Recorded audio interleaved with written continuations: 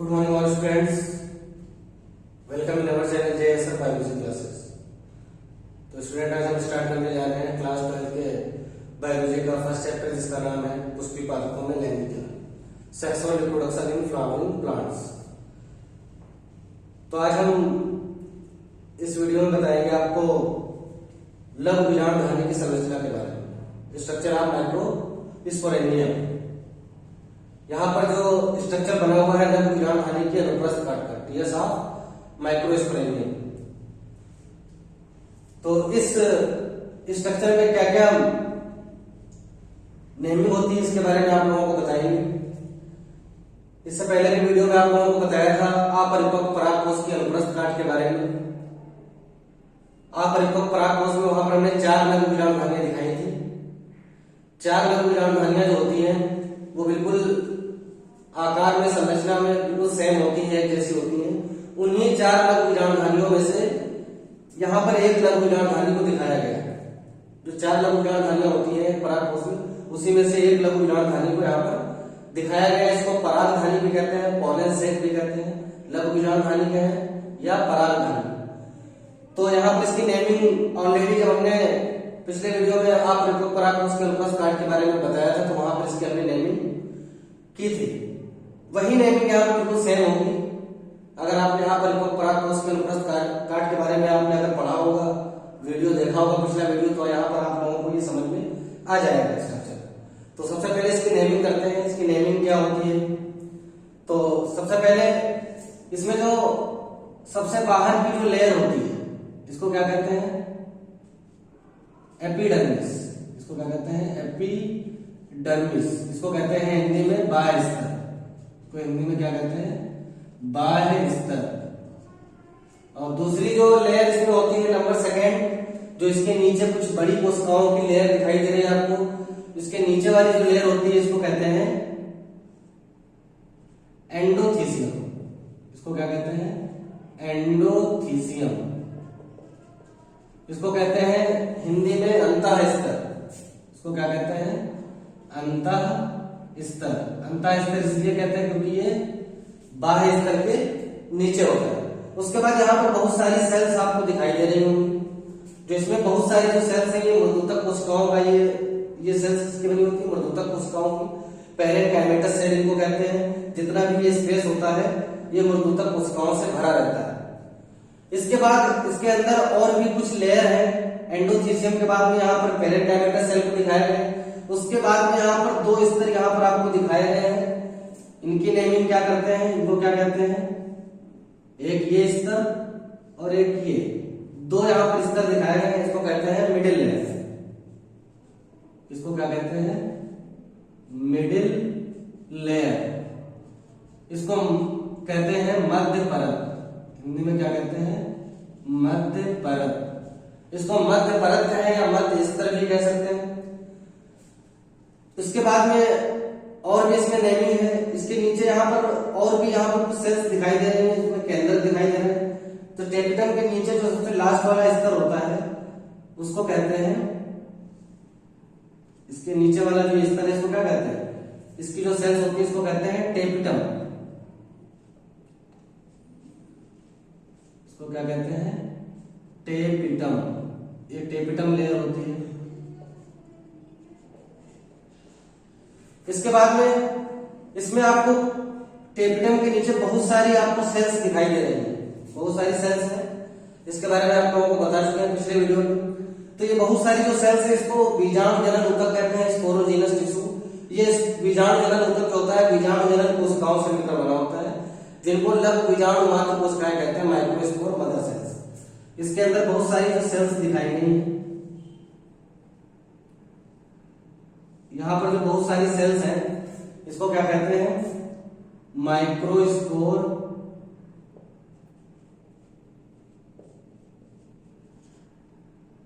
Mother cells.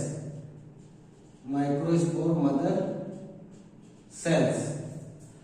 इसको क्या कहते हैं हिंदी में? लघु बीजाणु मात्र कोशिकाएं। इसको हिंदी में क्या कहते हैं? लघु बीजाणु मात्र कोशिकाएं। या इसका एक और नाम होता है माइक्रोस्पोर मदर सेल का एक और नाम क्या होता है? इसको पॉलन मदर सेल भी कहते हैं। क्या कहते हैं? पोलन मदर सेल पराग मात्र कोशिकाएं भी कहते हैं। क्या कहते हैं?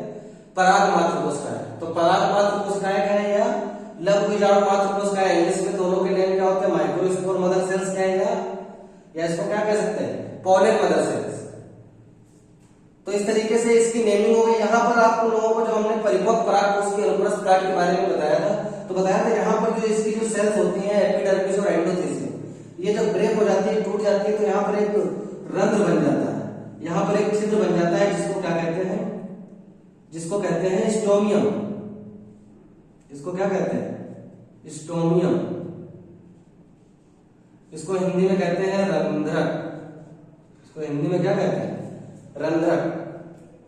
तो स्टोमियम इसको क्या कहते हैं? रंध्रक। रंध्रक का काम क्या होता है? जिसके अंदर जो पोलन ग्रेन बनेंगे, जो लघु बीजाणु मात्र कोशिकाओं से सूत्री विभाजन के द्वारा जो लघु बीजाणु बनेंगे, तो ये यहाँ से जब छिद्र बन जाता है तो इस स्टोमियम के द्वारा ये बाहर रिलीज हो जाता है। ये परिपक्व परागकोश के अनुप्रस्थ काट में आप लोगों को बताया था। पिछले वीडियो में मैंने बताया था किसके बारे में? परिपक्व परागकोश के अनुप्रस्थ काट में स्टोमियम दिखाया था, रंध्रक। इस तरीके से ये क्या हो गई? ये नेमिंग हो गई किसकी? लघु बीजाणु धनी की संरचना के बारे में। तो यहाँ पे जो स्ट्रक्चर दिखाया गया है, यहाँ पे लिख देंगे क्या है ये? लघु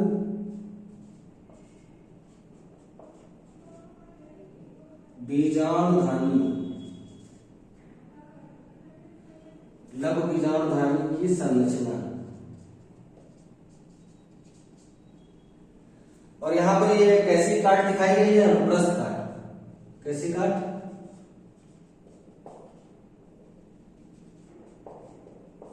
अनुप्रस्थ काट यहां पर दिखाई गई, इसको टीएस कहते हैं। इसको इंग्लिश में क्या कहते हैं? टीएस अनुप्रस्थ काट को। तो यहां पे इंग्लिश में क्या लिख सकते हैं? स्ट्रक्चर ऑफ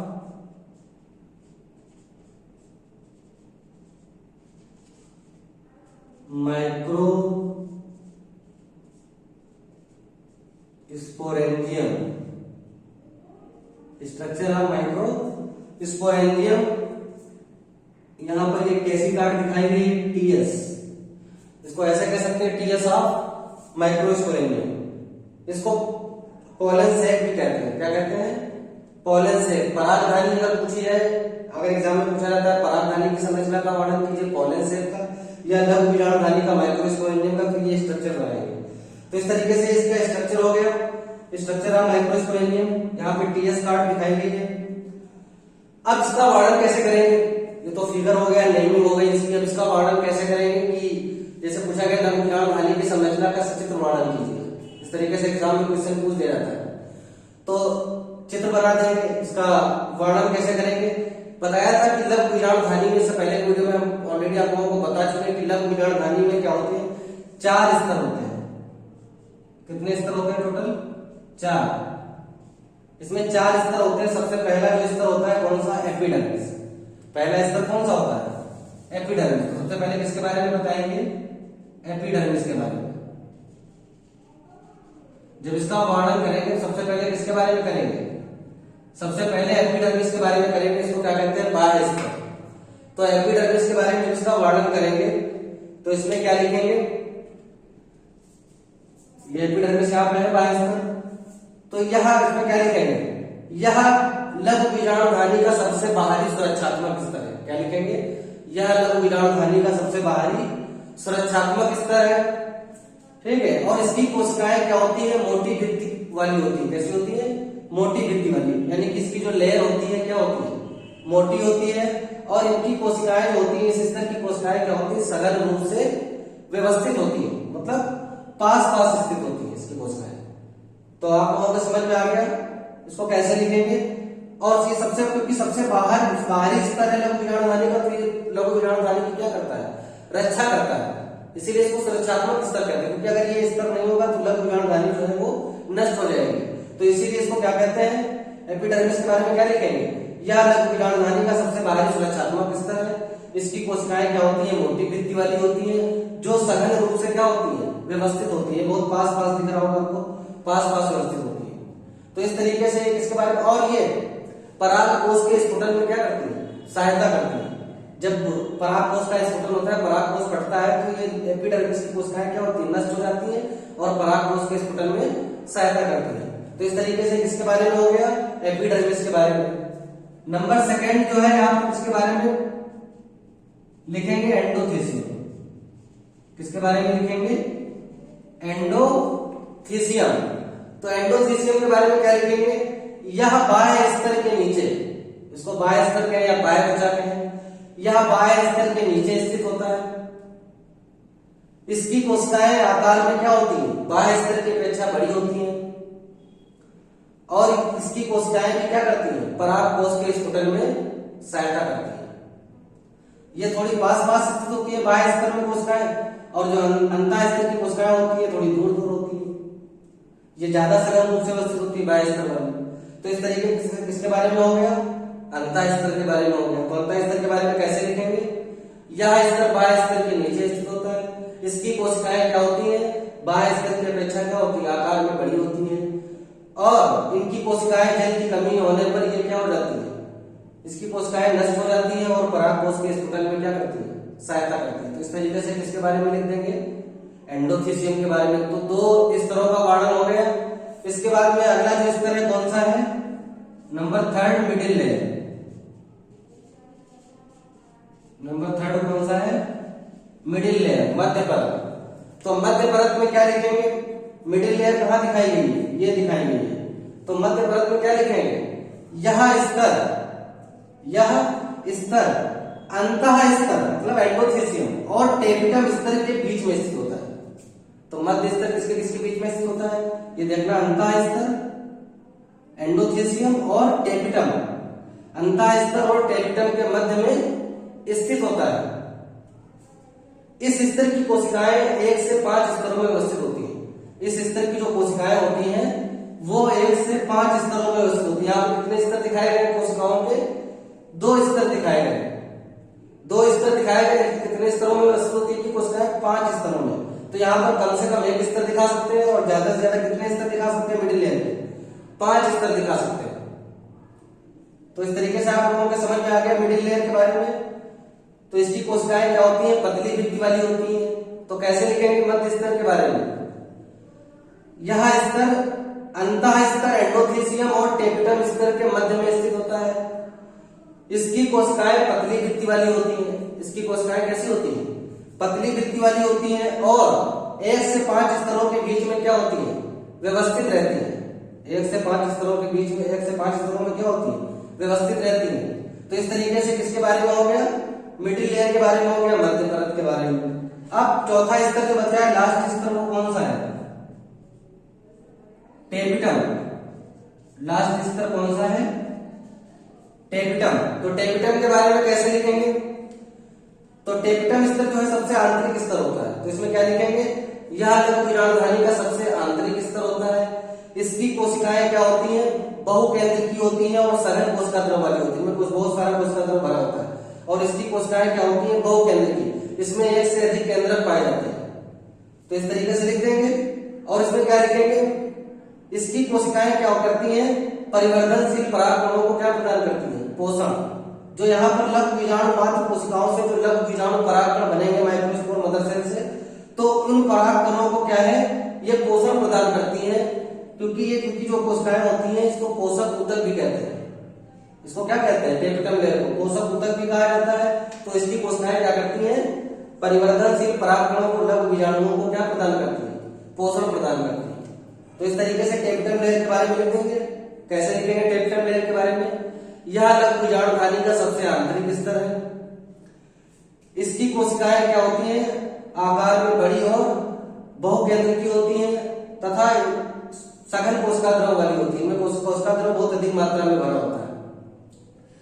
और क्या लिखेंगे, इसकी कोशिकाएं परिवर्धनशील परागकणों को पोषण प्रदान करती है। जो यहाँ पे परागकण डेवलप होंगे, जो बड़े होंगे, वृद्धि करेंगे, उनको क्या प्रदान करेंगे, पोषण। अब इसके बाद में 4 लेयर हो गई। तो इस तरीके से चारों स्तर के बारे में वर्णन कर देंगे। किसका वर्णन हो जाएगा, लघु बीजाणुधानी का।